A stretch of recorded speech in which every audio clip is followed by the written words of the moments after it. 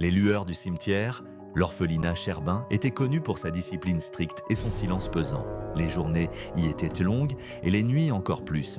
Pourtant, lors d'un soir d'été étouffant, 5 enfants réussirent à se retrouver en cachette dans la cour arrière, cherchant simplement à s'amuser et à oublier les règles.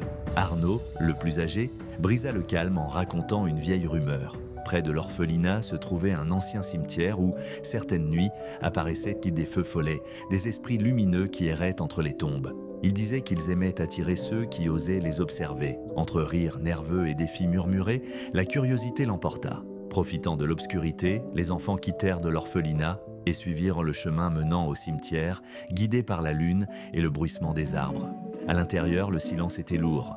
Les pierres tombales se dressaient comme des ombres figées. Soudain, une lueur bleutée apparut, puis une autre. Les feux follets flottaient doucement, verts et bleus, pulsant comme s'ils étaient de vivants.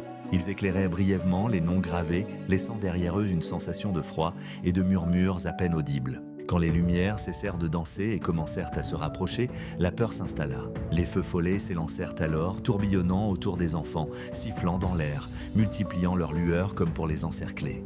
Pris de panique, les enfants coururent à travers les tombes jusqu'au portail du cimetière. Ils le franchirent dans un dernier élan. De l'autre côté, ils se retournèrent, les feux follets s'étaient arrêtés net derrière les grilles, immobiles, avant de disparaître un à un.